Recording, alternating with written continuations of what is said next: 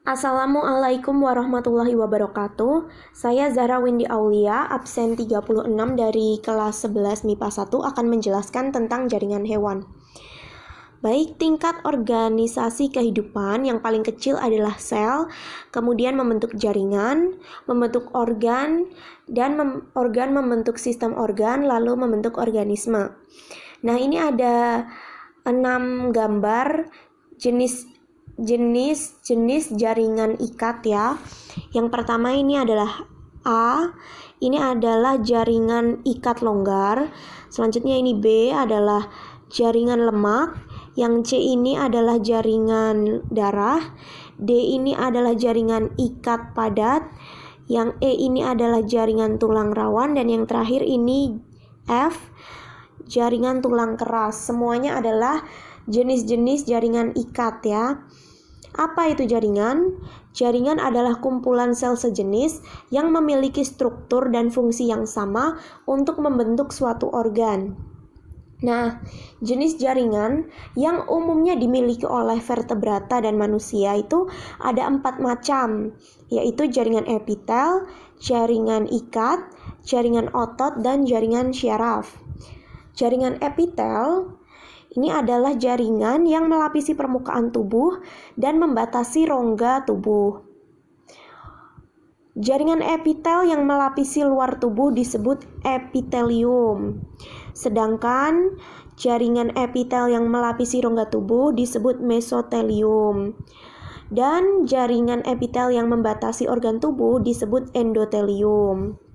Selanjutnya adalah jaringan epitel itu biasanya berikatan dengan jaringan ikat yang dihubungkan oleh membran dasar yang terdiri dari lamina basalis dan lamina reticularis. Nah, ini yang merah ya, yang bawah ini yang merah.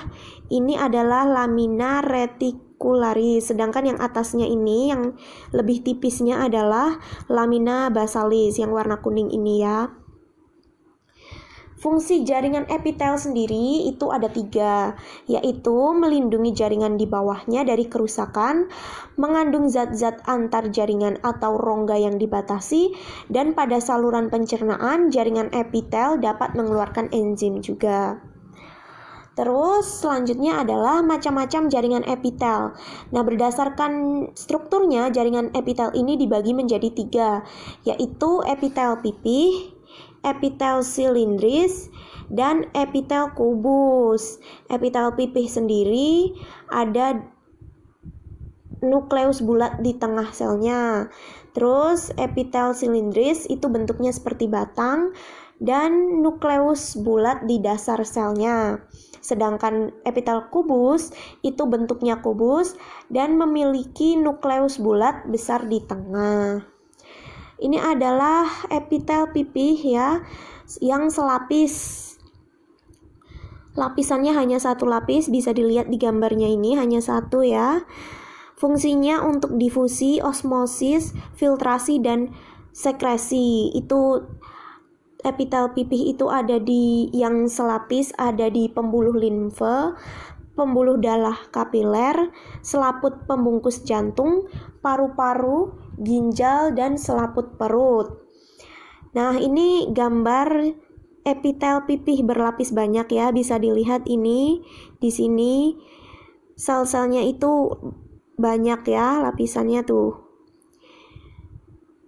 Lapisannya banyak dan tersusun sangat rapat. Fungsinya adalah sebagai pelindung. Ini biasanya terdapat di rongga mulut, rongga hidung, esofagus, telapak kaki, dan di vagina. Selanjutnya ada epitel silindris. Nah, epitel silindris sendiri ada yang selapis dan berlapis banyak. Yang ini adalah gambar epitel silindris selapis ya. Kalian bisa lihat ini cuma 1 lapisan saja. Fungsinya sebagai penyerapan nutrisi di usus dan sekresi. Ini epitel silindris ini yang selapis berada di kelenjar pencernaan, otot usus, kantung empedu, lambung, dan usus. Selanjutnya ini epitel silindris berlapis banyak ya. Ini ada gambarnya berlapis banyak. Fungsinya sebagai pelindung dan sekresi juga. Terdapat di jaringan epitelium, yaitu laring, faring, trakea, dan kelenjar lidah. Selanjutnya ini adalah epitel kubus, selapis, bentuknya kubus ya, bisa dilihat di sini bentuknya kubus. Ada inti sel di tengah ya.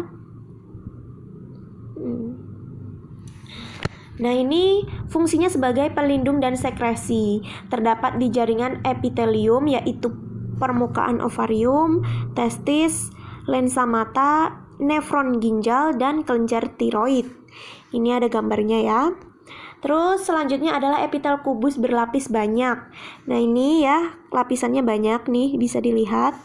Lapisannya banyak. Ada inti sel juga di tengahnya. Nah, fungsinya adalah sebagai pelindung gesekan dan pengelupasan, absorpsi dan sekresi. Terdapat di jaringan epitelium, yaitu folikel ovarium, permukaan ovarium, testis, saluran kelenjar minyak, kelenjar keringat pada kulit. Nah, selanjutnya ini adalah epitel transisi ya. Ini adalah jaringan epitel yang tidak dapat dikelompokkan karena bisa berubah dan permukaan lapisannya bisa mengembung.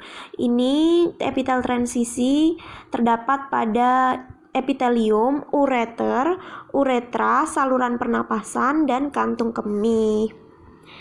Ini susunannya itu berlapis-lapis ya, bisa dilihat di sini gambarnya. Dan yang terakhir adalah epitel kelenjar. Ini adalah jaringan epitel khusus yang berperan dalam sekresi senyawa untuk membantu proses fisiologis. Nah, ini dibagi menjadi dua, yaitu kelenjar endokrin atau hormon. Ini tidak punya saluran khusus ya, ada di timus, adrenal, paratinoid, dan tiroid.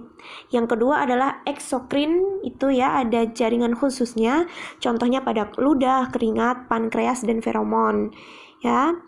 Yang atas ini adalah gambar kelenjar endokrin atau hormon, dan yang bawah ini adalah gambar kelenjar eksokrin ya, ini lapisan khususnya. Oke, selanjutnya adalah jaringan ikat. Nah, ini adalah jaringan yang paling banyak terdapat di dalam tubuh. Fungsinya adalah sebagai penyokong dan memperkuat jaringan tubuh, sebagai pelindung, sebagai penyimpan energi dan sirkulasi. Jaringan ikat itu tersusun atas matriks dan sel-sel penyusun. Matriks sendiri itu tersusun dari serat dan bahan dasar. Seratnya ada serat kolagen, serat elastin, dan serat retikuler. Matriks serat kolagen itu berwarna putih, sifatnya kuat ya, kurang lentur tapi daya regangnya tinggi. Tersusun dari protein kolagen, makanya dinamakan matriks serat kolagen. Terdapat pada tendon, tulang, dan kulit. Selanjutnya adalah matriks serat elastin ya. Dia berwarna kuning, lentur, tersusun dari protein mukopolisakarida yang dikelilingi glikoprotein. Terdapat pada pembuluh darah, ligamen, tulang, rawan laring. Yang terakhir adalah matriks serat retikuler. Nah, ini sifatnya sama dengan serat kolagen ya, kuat, kurang lentur tapi daya regangnya tinggi. Tetapi ukurannya lebih tipis dan tersusun dari kolagen yang dikelilingi glikoprotein ya. Berperan untuk mengikat jaringan ikat dan terdapat pada hati, limfa, dan kelenjar limfe. Nah, bahan dasar penyusun matriks adalah asam mukopolissakarida ya, yang mengandung asam hyaluronat. Selanjutnya bahan dasarnya adalah kondroitin sulfat, lalu ada asam hyaluronat yang berfungsi sebagai pengikat air, pelumas, dan peredam benturan. Selain itu juga berfungsi sebagai media yang dilalui oleh bahan makanan dan zat buangan antar sel. Nah, semakin banyak kandungan asam hyaluronat, matriks menjadi semakin lentur. Sebaliknya, semakin banyak kondroitin sulfat, matriks menjadi semakin kaku. Bahan dasar ini berbentuk larutan homogen setengah cair. Sel-sel jaringan ikat adalah tersusun dari 5 jenis sel. Ya, yang pertama adalah sel fibroblast ya. Ini adalah sel berbentuk serat yang berfungsi untuk sekresi protein.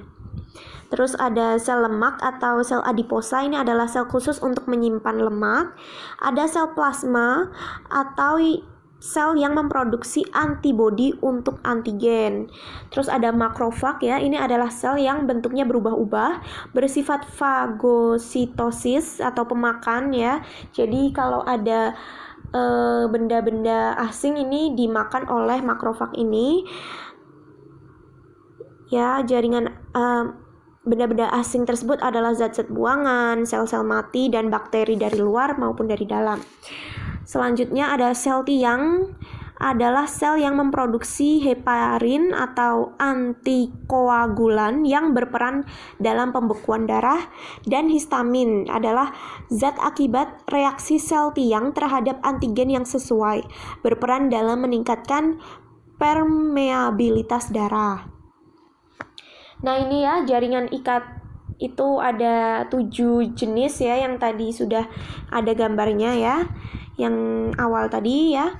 Ini jaringan ikat longgar, jaringan ikat padat, jaringan lemak, jaringan rawan, jaringan tulang, jaringan darah, dan jaringan limfe yang akan kita jelaskan satu persatu. Nah, ini adalah jaringan ikat longgar. Ciri-cirinya terdiri dari matriks yang mengandung serat, kolagen, retikuler, dan elastin. Dia terdiri dari sel makrofag, sel plasma, dan sel tiang. Fungsinya adalah menyokong organ tubuh dan menghubungkan jaringan satu dengan yang lain. Nah, jaringan ikat longgar ini terdapat di selaput perut, saluran pencernaan, pembungkus pembuluh darah, akson saraf, dan kulit. Selanjutnya adalah jaringan ikat padat ya. Cirinya didominasi oleh serat kolagen karena itu bersifat tidak elastis ya, dan tersusun dari sel-sel fibroblast. Fungsinya adalah sebagai penghubung antara organ-organ tubuh. Jaringan ikat padat terdiri dari 2 jenis, yaitu jaringan ikat padat teratur ya, dan jaringan ikat padat tidak teratur. Nah, ini ada gambarnya jaringan ikat padat teratur pada tendon ya. Nih. Ini yang diperbesar, ini diperbesar lagi di sini ya. Nah, ini ada gambar jaringan ikat padat tidak teratur pada dermis ya, ini diperbesar lagi menjadi seperti ini ya. Bisa dilihat ini sel-selnya. Nah, selanjutnya adalah jaringan lemak atau adiposa. Ini ciri-cirinya tersusun dari sel-sel lemak yang tidak membentuk serat atau matriks, dan khusus untuk menimbun atau menyimpan lemak ya. Jaringan lemak berfungsi sebagai bantalan untuk melindungi organ-organ dari benturan ya, persediaan cadangan makanan, dan pengatur suhu badan. Jaringan ini terdapat pada seluruh bagian tubuh, di bawah kulit, sekitar persendian, dan di sekitar organ-organ dalam. Selanjutnya ada jaringan tulang rawan. Nah, ciri-cirinya adalah tersusun dari bahan dasar yang disebut kondromukoid, yaitu bahan dasar yang mengandung protein dan karbohidrat. Tersusun dari sel tulang rawan atau kondosit yang berfungsi sebagai penyusun matriks. Dan ciri-ciri terakhir adalah pada anak-anak, tulang rawan berbentuk dari sel-sel mesenkim atau jaringan ikat embrional. Sedangkan pada orang dewasa, tulang rawan terbentuk dari selaput tulang rawan yaitu perikondrium. Nah, macam-macam tulang rawan itu ada tulang rawan hialin, tulang rawan elastis, dan tulang rawan fibroblast. Nah, ini ada gambar tulang rawan hialin ya. Dia berwarna putih kebiruan ya. Transparan, daya elastisitasnya tinggi, dan banyak di tubuh tetapi paling lemah. Pada tahap embrio berupa rangka sementara, sedangkan pada orang dewasa ditemukan pada persendian, ujung tulang rusuk, dan saluran pernafasan ya. Ini bisa dilihat gambarnya, ada banyak sekali ya. Selanjutnya ada tulang rawan elastis. Ini ada gambarnya. Ini tersusun dari serat elastis berwarna kuning dan perikondrium. Ini terdapat pada embrio, laring, daun telinga, dan epiglotis ya. Ini bisa dilihat yang dari laring ya. Ini selnya. Ini yang terakhir adalah tulang rawan fibroblast. Ini tersusun dari serat kolagen berwarna gelap dan keruh. Jaringan tulang rawan yang paling kuat terdapat pada hubungan antar ruas-ruas tulang belakang dan tendon. Ini ada gambarnya ya. Ini serat kolagen dan ini kondositnya. Ini ya berada di kaki ya. Nah, yang selanjutnya adalah jaringan tulang. Ini masih dalam jenis jaringan ikat ya. Jaringan tulang ini tersusun dari sel-sel tulang yang disebut osteosis. Osteosit terbentuk dari osteoblast atau sel yang berasal dari fibroblast. Nah, senyawa penyusunnya sendiri adalah CaCl2, CaPO3, CaPO4, MgCl2 dan BaCl2 serta BaSO4. Nah, unit dasar tulang disebut sistem Havers yang terdiri dari lamela, lacuna, canaliculi, dan saluran Havers. Nah, ini ada gambar jaringan tulang ya. Lamela itu adalah lapisan konsentris matriks yang terdiri dari garam mineral. Jadi garam mineral ini membuat tulang menjadi keras dan serat kolagen ini membuat tulang menjadi kuat ya. Ini ada gambarnya. Nah, ini. Sedangkan lacuna itu adalah ruang kecil di antara lamela dan mengandung sel tulang atau osteosit. Terus ada canaliculi, yaitu saluran yang berfungsi menyalurkan makanan dan mengeluarkan zat sisa, serta saluran Havers berisi pembuluh darah dan saraf ya. Ini bisa dilihat saluran Havers yang ini yang saya lingkari. Nah, ini lamela. Ini diperbesar ya. Ini ada lacuna. Lacuna itu adalah ruang kecil di antara lamela tadi. Terus ada canaliculi, itu saluran yang berfungsi menyalurkan makanan ya di sini. Terus ini ada lacuna juga di sini ya. Terus yang selanjutnya adalah jaringan darah. Jaringan darah ini memiliki ciri-ciri yaitu tersusun dari sel-sel bebas dan matriks cair atau plasma. Terdiri dari eritosit atau sel darah merah, leukosit atau sel darah putih, dan trombosit atau keping darah, serta plasma darah. Jaringan darah berfungsi sebagai pembawa sari-sari makanan, hormon, oksigen, dan sisa metabolisme, serta mencegah infeksi ya untuk leukosit ya, sel darah putih. Nah, ini ada macam-macam jaringan darah tadi ya. Ada 4 macam jaringan darah, yaitu trombosit yang ini kecil, ada eritrosit ya, ini kepingan yang besar, ada leukosit ya, ini yang berbentuknya ini tidak bisa diidentifikasikan, bentuknya seperti ini, dan ada plasma darah ya, ini cair ya bentuknya. Terus yang pertama ini tadi adalah eritrosit atau sel darah merah ya. Ini bentuknya adalah lempengan bikonkav ya. Ini bisa dilihat, ini satu sel darah merah ini yang ini ya. Tidak memiliki inti sel ya. Kalau sudah dewasa tidak memiliki inti sel ya. Mengandung Hb ya, hemoglobin untuk mengikat oksigen dan karbon dioksida. Nah, ini leukosit atau sel darah putih ya, dia memiliki inti sel tapi tidak mengandung Hb atau hemoglobin ya, jadi tidak bisa mengikat oksigen dan karbon dioksida ya. Fungsinya sebagai pertahanan tubuh. Nah, ini dibagi menjadi 2, yaitu granulosit atau yang memiliki protein granula di sitoplasmanya, dan agranulosit yaitu sel darah putih yang tidak memiliki protein granula di sitoplasmanya. Nah, granulosit sendiri itu contohnya adalah neutrofil, eosinofil, dan basofil ya. Yang ini basofil.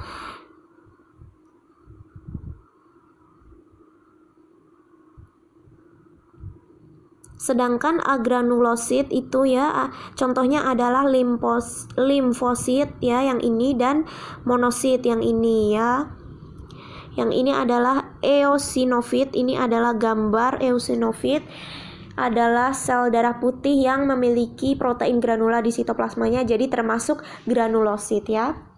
Selanjutnya adalah trombosit atau kepingan darah. Ini berbentuk lempengan ya. Dia tidak memiliki inti sel namun memiliki banyak granula. Nah, fungsinya untuk membantu penghentian keluarnya darah akibat kerusakan pada pembuluh darah. Nah, trombosit ini akan bereaksi saat pembuluh darah mengalami kerusakan atau luka.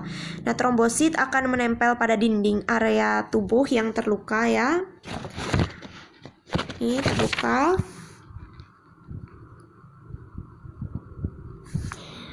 Dan bersama-sama membentuk sumbatan untuk menutup jaringan kulit yang rusak ya.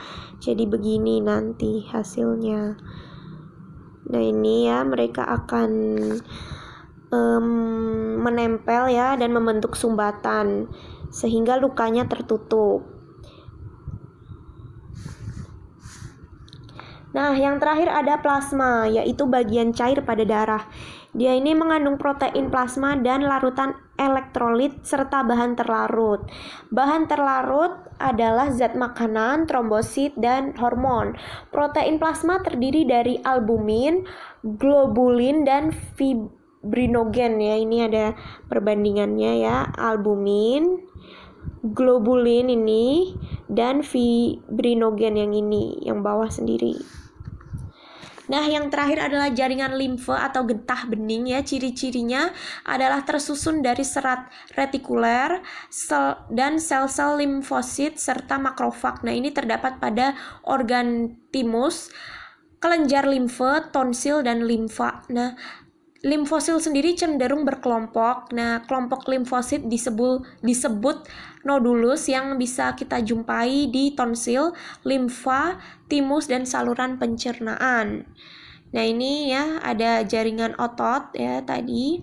Setelah jaringan ikat ya, kita ke jaringan otot. Nah, jaringan otot itu terdiri dari sel-sel otot. Nah, dia adalah alat gerak aktif. Gerak terjadi karena mekanisme kontraksi serat kontraktil. Serat kontraktil itu sendiri terdiri dari bagian aktin dan miosin. Nah, jaringan otot ini dikelompokkan menjadi otot polos, otot rangka, dan otot jantung ya. Ini ada gambar otot polos ya nih. Ini selnya, ini kalau dia jadi jaringan ya. Terbentuk seperti ini. Nah, ini berbentuk seperti gelondong. Inti sel tunggal di tengah sel ya nih. Kalian bisa lihat, bekerjanya tidak atas kemauan kita ya. Jadi tidak sadar, waktu kerja lama ada di semua dinding organ yang berlubang seperti pembuluh darah, usus, rahim, dan lain-lain. Nah, ini selanjutnya ada otot rangka atau lurik ya. Berbentuk silinder, panjang, memiliki inti sel lebih dari satu ya. Ini bisa dilihat nukleusnya ya. Dalam satu sel itu lebih dari satu. Miofibril tidak tersusun sama sehingga membentuk lurik. Reaksinya cepat namun dia cepat lelah. Nah, ini otot rangka adalah otot sadar. Yang terakhir adalah otot jantung, yaitu otot yang berada pada jantung ya. Dia mirip otot lurik namun bercabang ya. Ini bisa dilihat selnya, sel otot jantung. Dan ini adalah jaringan otot jantung ya, hanya ada di jantung. Kerjanya terus-menerus dan tahan lama tanpa lelah. Ini termasuk otot yang tidak sadar. Inti sel satu di tengah ya, ini bisa dilihat ya, ini. Tapi dia bercabang ya selnya. Yang selanjutnya dan yang terakhir adalah jaringan syaraf. Ini sangat penting ya, dia berperan mengirimkan sinyal-sinyal ke seluruh tubuh. Dia tersusun dari sel-sel saraf yang disebut neuron. Nah, neuron ini dibedakan menjadi 3, yaitu neuron sensorik, yaitu neuron yang menerima sinyal dari lingkungan dan mengirimkannya ke saraf pusat.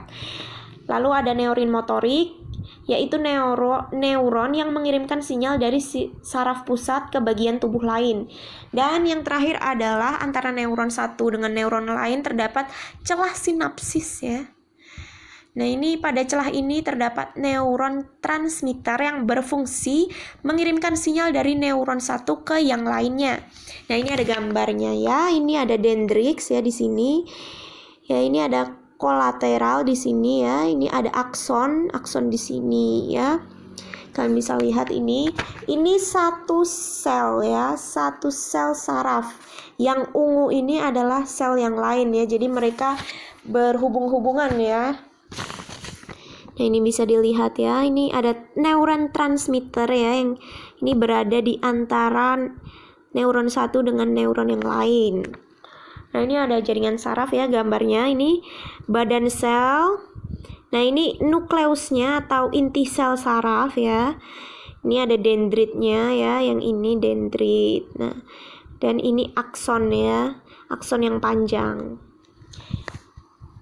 Selesai. Terima kasih. Wassalamualaikum warahmatullahi wabarakatuh.